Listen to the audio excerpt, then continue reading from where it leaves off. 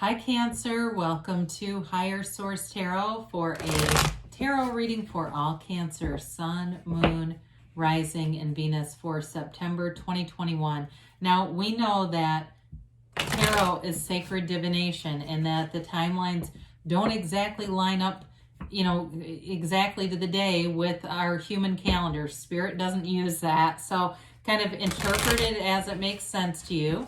And if you are new here, welcome to you. I post new readings every Friday, then again on Monday. So if a reading doesn't resonate, don't force it. Come back in a couple of days and watch a new reading. You could also look around on Mondays because the format or style of reading is different every week on Mondays. So I recently posted a 4-month predictive style reading. If you haven't seen that, you might enjoy that one. So there's a lot of different variations of readings here. If you like tarot, you like this channel, and you haven't subscribed, I'd love to invite you to subscribe to Higher Source Tarot, and then you'll know if anything new is posted. All right, what advice do you have for Cancer? Sun, Moon, Rising, and Venus. What does Cancer need to know, please? What messages do you have for Cancer? Okay. So we'll begin here with the tarot, and then we'll have an Angel Answers Oracle card reading too. All right, so sorry, something's about to fall. I had a notebook fall. I apologize. I don't know what it is with things falling in here lately, if it's spirit or what, or just poorly organized stuff. All right, you've got the Eight of Wands here. The immediate influence is the Fool. You've got, I like that though, that's exciting. You've got the Six of Swords in your destiny. The Four of Pentacles is in the distant past. The Hierophant is in the more recent past. Now you have the Ten of Swords coming towards you, but you're represented as the Two of Wands. The person or situation that you're attracting is the world. You have the Five of Wands in your hopes and fears. The Three of Cups is in the outcome here. So I definitely see some things picking up. Now this is interesting too. The bottom of the deck, you have Strength, the High Priestess, and the Two of Swords. So let's see here. We have here 5 major arcana. We also have with the High Priestess and the Hierophant, they're they're cooperative components. They are not necessarily a couple, but they're counterparts. That'd probably be the best way to say it. So with the Two of Swords here, this can definitely be a card of reflection, of thinking of something, trying to figure something out, not having a lot of success though with mental clarity. So I love to see it with the High Priestess, because the High Priestess is the card of a psychic. The High Priestess reveals information. So if you're in a Two of Swords or you're not quite sure what to do, I hear the word confounded. I definitely feel like you get information that it really changes things. You have it multiple times here. And so with the High Priestess, it's definitely a card of the subconscious at work here to guide you to the things that you desire. If you wonder what's in your subconscious, well, look around you and you'll see all the examples. The High Priestess, though, too, she is a card of working somewhat independently. It's like a card where she intentionally isolates herself. She kind of cuts herself away from a lot of the noise and chaos of the world to get balance. All right. And so with the Strength card being there, that's definitely it's a card of having power and domination in your life force. So taking charge of a situation, if it's been on your mind, you get the information and you know what to do here. The Strength card too, though, is not overpowering anyone. So what you do with that, in terms of if you're taking care of someone, because I do see that with the Ten of Swords, or helping make decisions on somebody else's behalf. I feel like you do it in a very empathic way, okay? But there's definitely new growth here too. So with the Fool and the Eight of Wands, this is a very exciting combination. It's like brace yourself for change here. The Eight of Wands is quick and sudden. It's movement forward. It's communication coming in. But the Fool represents trust, enthusiasm, an open mind, an open heart, and brand new beginnings. When the Fool shows up, it indicates a big transition is coming for you. But I do feel like you're guided under spiritual laws with both the Hierophant and the High Priestess being here. There's definitely a connection to source. This is not just running maniacally through life, randomly making decisions. The Fool is a card of having a very pure heart. So if you're entering a new relationship or entering some kind of a new situation with learning or where you're teaching other people, it's all done with the right intentions. It's like taking that leap of faith and knowing things are going to work out. There's no fear here. Resistance has been completely released. And it really is a card of fearlessness, of being in this quest, okay? So it's really a fun energy together. And so especially, like I said, if you've got something new going on, you'll jump in with both feet. Now, for some of you, the Six of Swords here represents bringing in balance in between opposing forces, right? That really wavy water and the still water. It's harmonizing anybody around you, and maybe that's part of what you do or just part of who you are. You harmonize people around you. You're kind of that placater that soothes things over. It also, though, is a card of moving forward.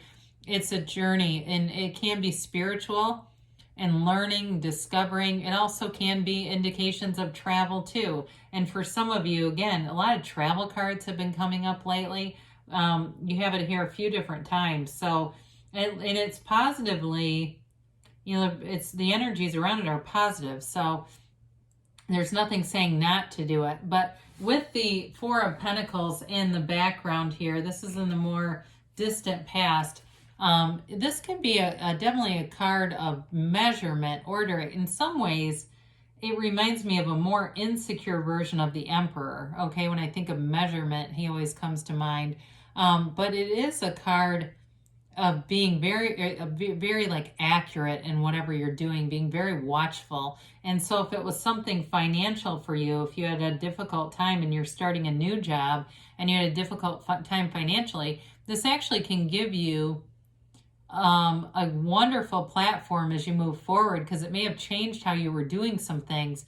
And so as money comes in, more opportunities with money come in, and you've changed some of your relationship with money, you'll end up manifesting and getting more money. Now, this is a card more of restriction. It's more of a closed off card, but you have a lot of cards of freedom and growth and expansion coming up here. So again, this is in the distant past. So the Hierophant shows up, and the Hierophant is wonderful here with the Four of Pentacles, because he holds up his hand and says, be still and know. So if you came out of an energy of insecurity, this is an energy of assurance. It's a wonderful energy in terms of spirituality, of knowledge, of wisdom. And also too, like we talked about earlier, teaching, being a mentor to other people, giving great advice, even though this really can be more on a professional level. It's an inspirational teaching kind of card. It's also a card of inner knowing, and it's a card of your higher self guiding you. Your higher self will never lead you into doing anything that would be certainly malicious or immoral or anything like that. So we know when that kind of crap crops up, or it seems like a good idea, that's the mind. That is not your higher self. Now, I remember years ago, Esther Hicks, Abraham told a story about being mad at a guy who took their parking spot at a hotel at a place they were giving a workshop, and she went and let the air out of the guy's tires. She admitted that too. I was surprised by that. But I can tell you, that's not her higher self. That was not Abraham telling her to do that move. So again, in this energy, you won't do things like that. You'll take the high road, whatever it is. So I talked a little bit earlier about the Ten of Swords possibly being taken care of somebody. My immediate feeling with this was illness in it, but it feels like somebody around you. And that may be for a very limited number of people here. It also could be just exhaustion. All right, you get in this energy of the Fool and the Eight of Wands, which is like this rocket ship into the next dimension. And sometimes our physical being is not ready for that. It's not like I said, brace yourself. So this, for some of you, if you do a lot of running around, you may find that you have a couple days where you're kind of down and tired and maybe even a little bit dehydrated. I get that for somebody. So if you're waking up with, lines all over your body from your bedding because you don't have enough water, then drink some water. But it can be an energy of feeling stabbed in the back. But I just don't get that. I don't see enough. I don't see cards of betrayal here. The only thing I will say is if you're trying to make a decision with that Two of Swords, you may get information, because that keeps showing up. You may get some information that it helps you decide, but you don't love the information. Okay, I do get that as well. So I know there's a lot going on with that card, but I just keep getting different things with it. So that to me may be it for more of you than few. The idea that some information you get, you don't, again, you didn't really want it to be that way, but when it does, it helps to move things forward. So with the Two of Wands representing you, it's the card of a visionary. It's a card of looking out, taking inventory of your life, and really looking at where do I go next. There's an ambition here, though. It's not a standing still energy at all. It's taking action, moving things forward, but doing it in a way that is well thought out. So it's a little different than the Fool, because the Fool jumps right in and doesn't think twice. Fool doesn't care. You know, there's no fear there. This is not fearful, but it is a card of, there's a little more of a maturity in some ways. He's got the world in his hands, but he wants a bigger world. Speaking of the world, I mean, we talk about expansion. I do want to include the High Priestess in this, because I think it's kind of cool that you have just the cards that have come in here with that Fool energy, the knowing of the High Priestess, and Nirvana. That's what the world is. So whatever it is that you're headed towards, go forward. You know, the major arcana, each one of these represents an experience that you need to have in your life's journey to become whole. And so with the world being the final major arcana, it really is a card of success, change. It can be changing your perspective or somebody around you. But I do feel like in terms of this representing your environment, it's some very positive changes. Again, it's travel. For some of you, if it's a change in job, it's like it's the right fit and really feeling good. If it's a change in your relationship, you definitely have nice aspects for a relationship to get out and have some fun, be in love, appreciate each other. And so with the world, it's feeling fabulous. It's like the feeling of a life without limits.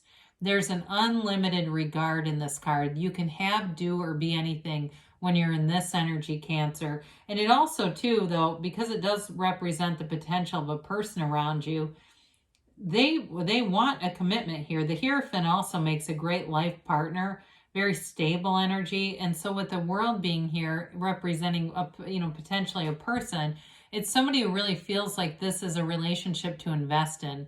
Somebody too who I feel like has a lot of experience in life, whatever that means to you. They've had a lot of experiences, but they're not negative about it. It's like it's lifted them up, they gain from it. And they've got a lot of wisdom, and I get the word variety, whatever that means. They may have varied hobbies, interests, but they're not boring, I can tell you that. So with this Five of Wands being here, fives are about change. They're also about seeking adventure too. And this can be kind of a childish energy, but for some of you, I do feel like whatever decision you have to make, you get information and you just don't want there to be conflict around it, because this is your hopes and fears. And some of you have a bit of a fear about conflict. We get what we are. And so if we are not an attractive element, a cooperative component to conflict, it won't do much in our lives. It just won't have any staying power. So for you, your job is just to really embody that feeling of love, that vibration of love. And we don't say this enough. It's like putting yourself on a pedestal, really seeing yourself as somebody that no one would ever want to have conflict with. And so it allows you to be able to just kind of transcend that and not make it become an issue. So the Three of Cups is an energy of reunion, yes. It is an energy of love. It's an energy of celebration, of getting out there, having wonderful social aspects. So again, if you're with someone or dating someone and there's going to be a new beginning here in love, it does show you getting out, doing things, having fun, especially too if maybe you were isolated for a bit, and if it was financially related because of the way things have been, you get more stability with money and you're ready for a relationship, and it gets off to a nice start. There's an uplifted energy here. And so with the Three of Pentacles, or excuse me, the Three of Cups, it is an energy of appreciating those cups though too. So part of the way or toolkit to manifest this is being in appreciation. So, if you have a great cat or dog that's your companion, it's like really appreciating them or appreciating the chairs that you have to sit on. some of the most mundane things that we don't always take notice of can become important factors in how we manifest. And I don't know any spiritual teacher that would deny that feeling appreciative. Some would call it gratitude, but gratitude can indicate you've overcome negativity. Anyway, that would say that that is not a great way to manifest. I think they all do. So let's see about the angel oracles here for Cancer. And